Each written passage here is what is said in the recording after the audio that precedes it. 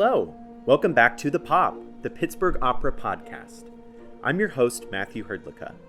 On this episode, we'll discuss a stalwart audience favorite and hallmark of the operatic repertoire, Puccini's Madama Butterfly.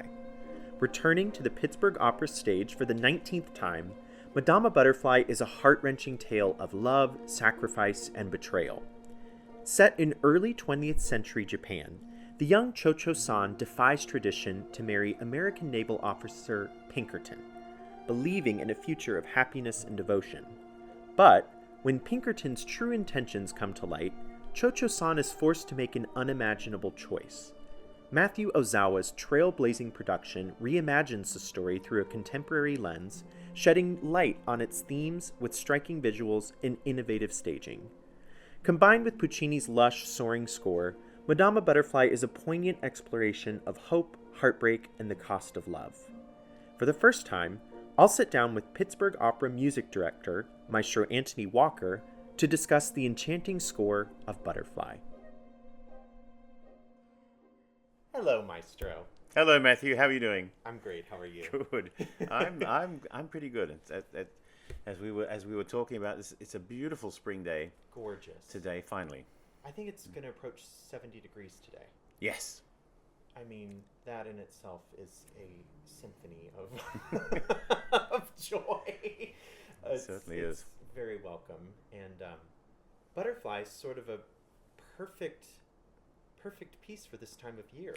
It is really, with her wonderful entrada, where she comes, where you hear her first, and then she comes across this bridge, and then there are flowers, cherry blossoms, and it feels like the music feels like it's spring and feels like it's love. Right. And, I love when she asks Suzuki to fill the house with April. Mm-hmm. Puccini must have loved April. If you think about it, there's a couple Aprile. Exactly, in Bohème, and yes, well, Puccini loved love. Yeah. And he was a romantic. He wasn't always the most honorable of people, but No. in love. But he was a romantic, and very Italian in his passions. From his passions, including beautiful women and fast cars. back when a fast car went 12 miles an hour. But anyway. Always on the vanguard. Yes, Puccini. right. Well, before we get into more specific things, how many times have you conducted Butterfly?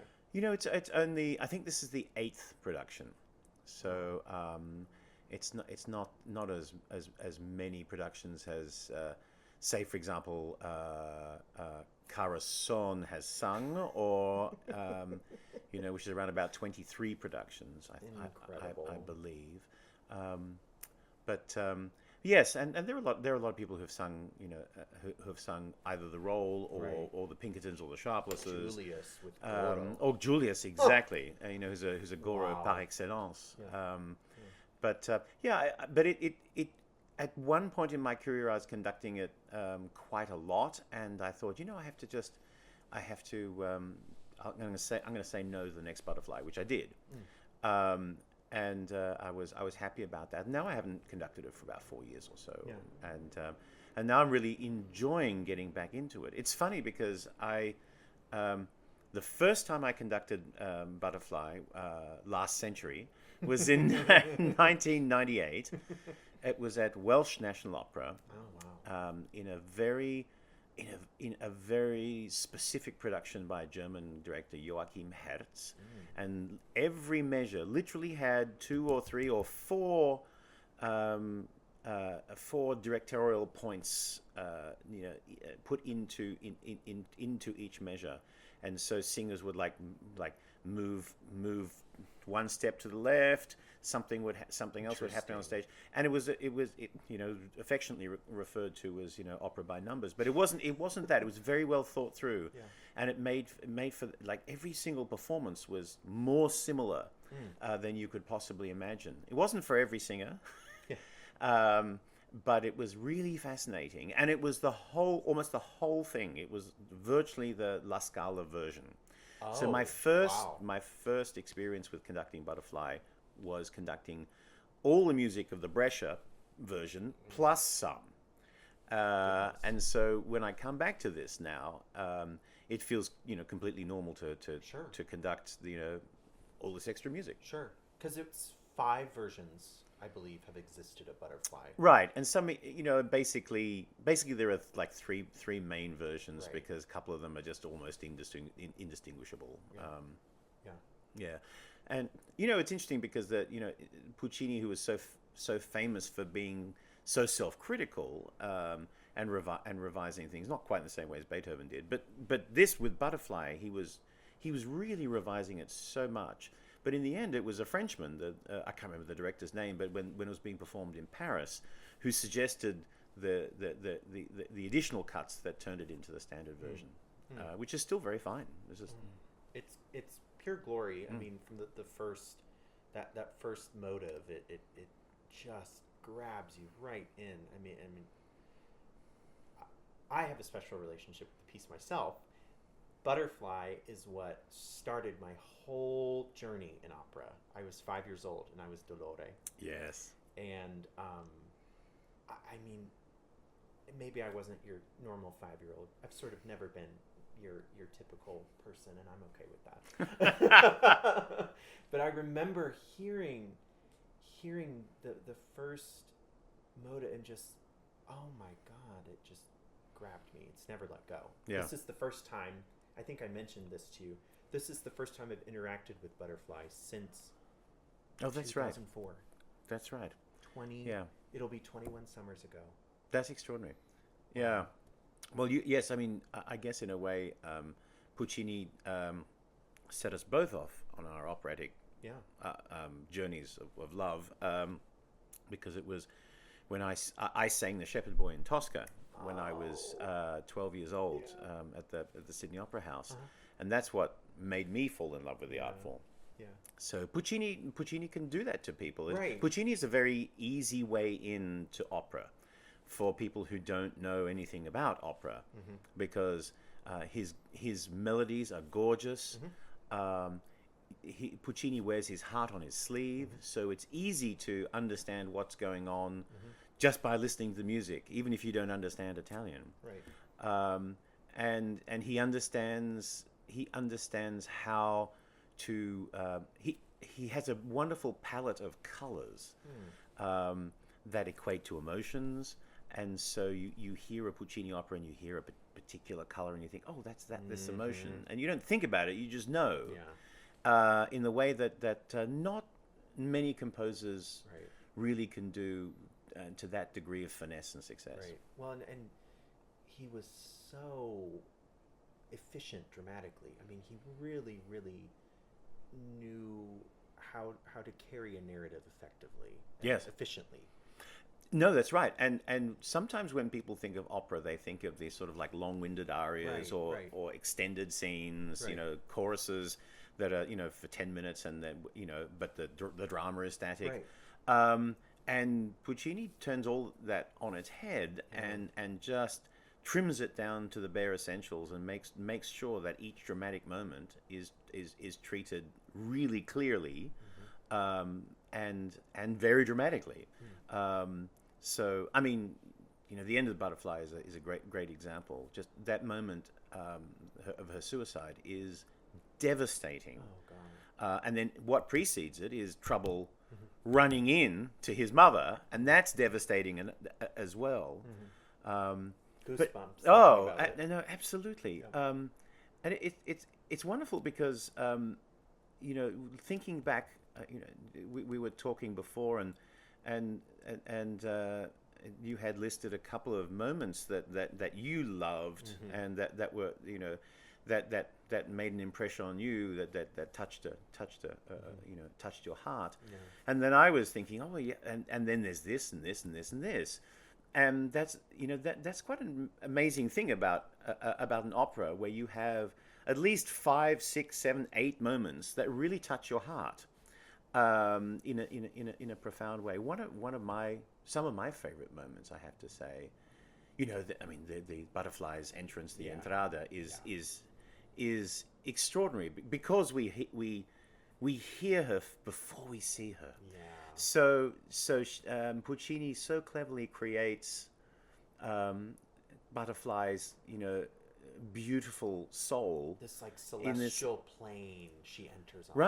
Right, and it's purely sonic at first. Yeah. Which is a real coup de théâtre. I mean, he does that, in Mario in Tosca, but it's different. It's different. she's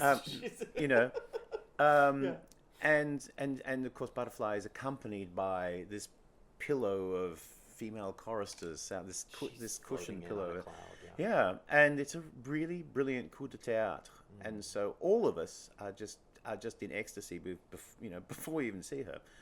And but so that's an obvious moment. But there are a couple of other moments, like particularly in Act 2 for me, because 3 years have passed. Butterfly hasn't heard a single word from Pinkerton, and then Sharpless comes in with the letter written, by Pinkerton, and there are a couple of wonderful moments where Butterfly is hearing what Sharpless is saying, but translating it into something else into her own mind, because she so wishes him to come back, and there are a couple of wonderful little melodies, like, oh, how could he think I could forget about him? And that always gets me, and the moment of of the reveal, as it were, that to Sharpless that they have they have a child, and then you hear the Canone da Porto, which is the canon announcing the return of the Abraham Lincoln, and she said, you see I was right. I was right all the time. He's returning and he loves me, and that is just, and that it's not true. And that just kills me, and her faith and her loyalty and her resilience and her just unshakable love. She's an unbelievable character. Yeah. I mean, there's so much we as a society, as an industry, have needed to address and unpack with this piece, with the role of Cho-Cho-san.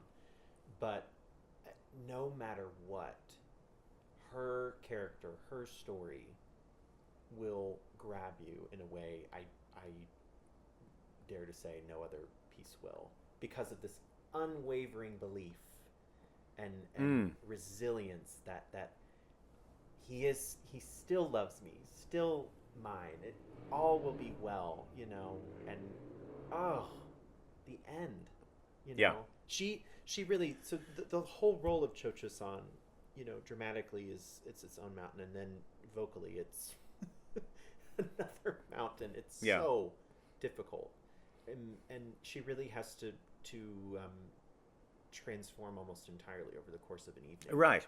Yes. I mean, she has to go from sounding like, well, she says she's 15, but we don't know. That could be an exaggeration, but she's clearly young, right? And so she goes from being, let's say, a teenager, right, and like very, sort of naive and trusting and innocent, to being someone who, and she then has a child, and she's abandoned by the love of her life, but she refuses to believe that he won't come back. Mm-hmm. Well, when we say abandoned, she sort of knew that he was gonna go away at some stage. Mm-hmm. But she thought he would come back. Yeah. She was convinced he would come back. Yeah. And so she, so her naivety, she's not as trusting of everybody as she was before. Yeah. She's not as she's more experienced. She's given birth to a child. Yeah. And she's poor. The power of motherhood. Yeah, no, exactly. And but she still has this strength of character. Resilience is a word that keeps coming up for the both of us, and unshaking belief in the power of love and in her relationship with Pinkerton in particular. And I understand. I mean, we're talking about the problems with the piece. Of course, as the stereotypification of Asian culture. Mm-hmm. I mean, one could be, you could say the same thing about the stereotypification of Americans from Puccini's point of view, because Puccini had never been to America and he'd never been to Japan, and he was viewing this all through The Belasco play. Belasco play and his own Italian cultural filter.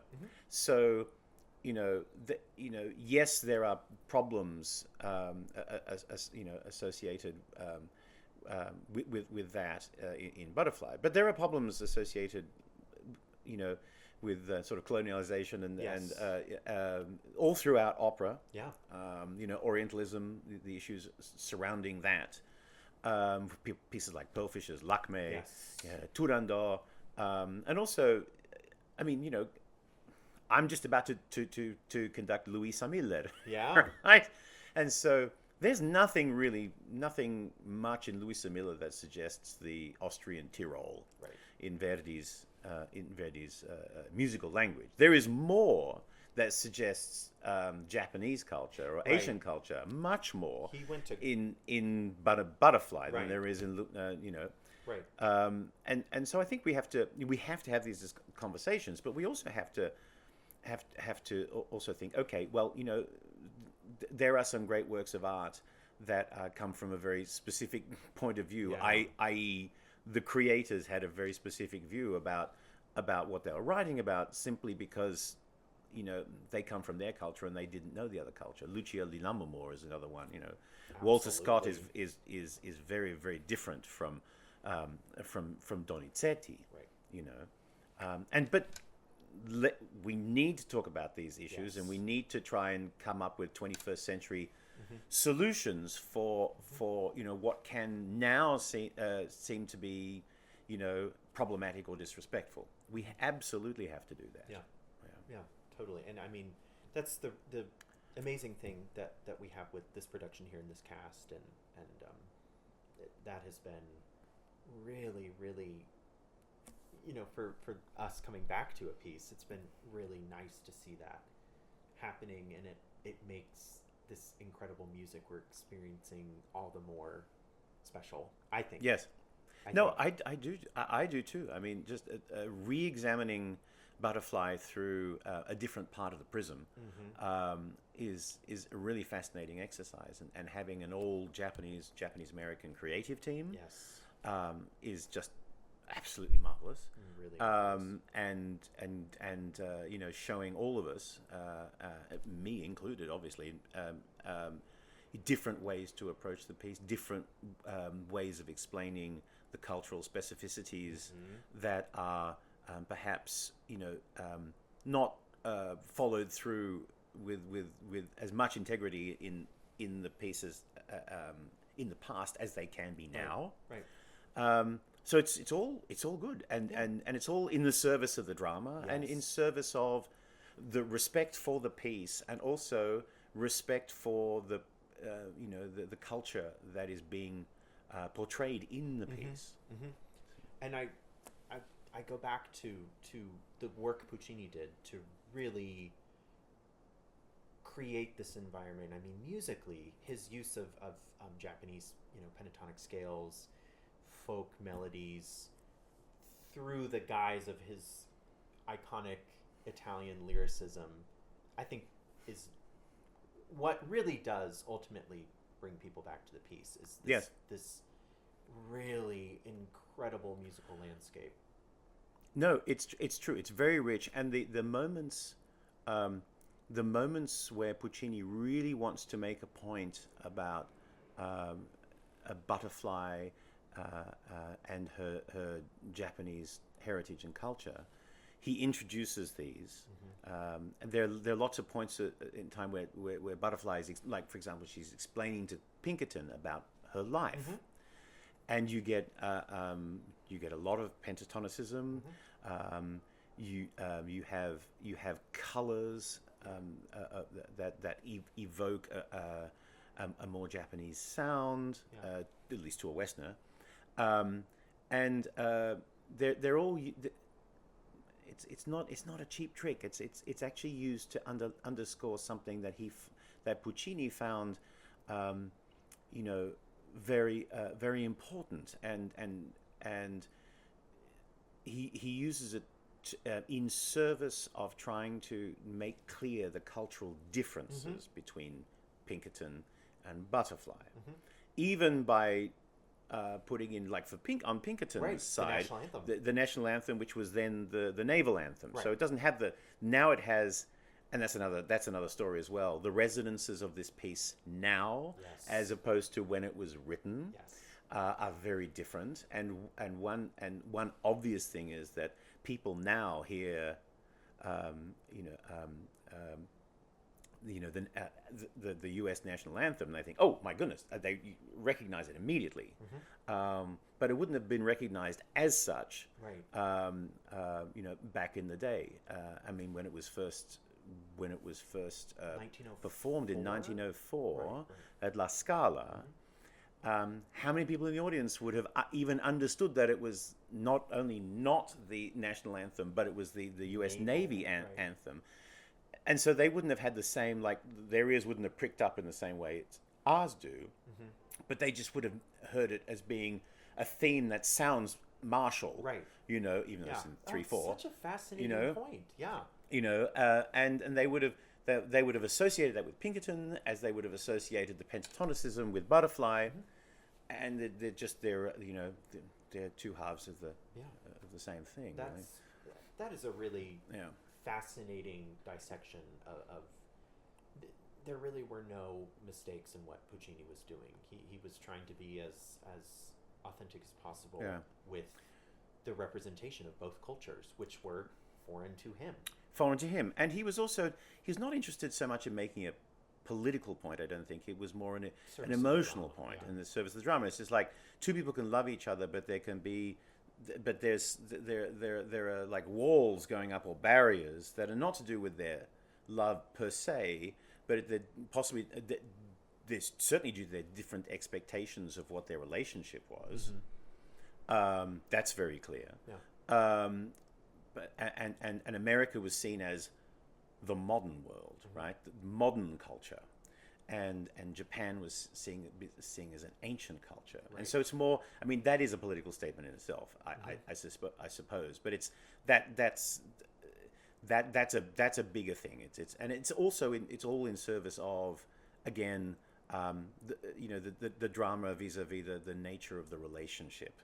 It's not to do with making a huge world statement, but American mores are modern mores, Japanese mores are ancient mores, and so when they come together in this heartbreaking story, it makes for great drama and makes for great musical opportunities, great clear delineations of character between those two roles. So that's wow, mind blown. I couldn't agree more. I mean, I think that really, really dilutes down to why this is such a draw. I mean, tickets are selling very well, which is great. Excellent. Because people know, love, and continue to be mystified by this story, this opera, this music, and this cast, as we've alluded to, is really, really terrific. I mean, I know you're having a blast with. Oh yes, I'm having a lovely time. A really lovely time, and it is lovely to see, especially Butterfly and Suzuki and Goro, who and the Bonds and Yamadori, who are all they're all Asian singers, and just to see the depiction of Asian characters by Asian singers is just really strong. Representation that matters. It really does. It really does. And so I'm really, and they sound glorious. Of course. Oh my goodness. I mean, Carason's entrance in the first music rehearsal I was sitting in on. I mean, wow. She had just flown in from Seoul, Korea, her home, 2 days prior, and then 11 in the morning is just this glorious cloud. Oh, incredible. Yeah. No, she really is. And it is interesting because I had this Butterfly was problematic for me over the years for all the obvious reasons. But now in the last couple of productions I've conducted, there was one also a wonderful production by the late Colin Graham, who was in one of Benjamin Britten's very close circle, and indeed he was the first director of Curlew River, which we're doing next year, and which is basically which is based on Japanese traditional drama. Right. And Colin loved Japanese culture. He went there many times. I think he lived there briefly, and he undertook studies studies about geisha and about culture. And his last production, I think he did 6 productions of Madama Butterfly. I worked on his last one. I conducted it twice, and his attention to detail was also very fine and very loving and as authentic as it could be for a man who was Caucasian. And so I was very lucky and very privileged to be able to work with him and learn a lot from him.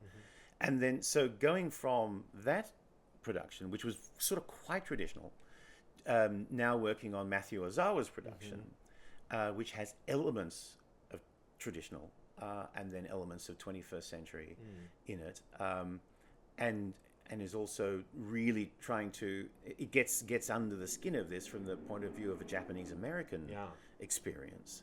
I feel very privileged to be learning from him too. Yeah. Oh wow! You know, and so my experience with the piece now Lucky over maestro. very. My experience with this piece now is being sort of fleshed out by working with 2 really fascinating directors who have a lot of integrity, who come at it from different cultures, but are still sort of lovingly trying to be as true as possible and as respectful to the culture, the Japanese culture, is just a really wonderful thing and humbling thing from my point of view. Lucky. We've put a lot of work and time into this production, and to have everyone here now and to see it coming to life, it really, I think it's going to be a very memorable production, and as I said, it's selling very well. Excellent. So anybody who wants to see this better get on board. Look Yes. at your calendar and get Yes. on board. And really appreciate your time today speaking with me, Maestro. I can't My believe pleasure. this is my first time having you on the... I know. It was a great pleasure for me. So Matthew. we'll do it again. We'll do it again. Yeah. Thank you so much. Thank you. Thank you for listening to The Pop, the Pittsburgh Opera Podcast. A special thank you to my guest, Maestro Antony Walker. Performances of Madama Butterfly at the Benedum Center run March 22nd through 30th. For more information, please visit pittsburghopera.org. To help Pittsburgh Opera continue to bring great stories to life, please consider making a gift at pittsburghopera.org/givenow. Thank you for listening. See you at the opera.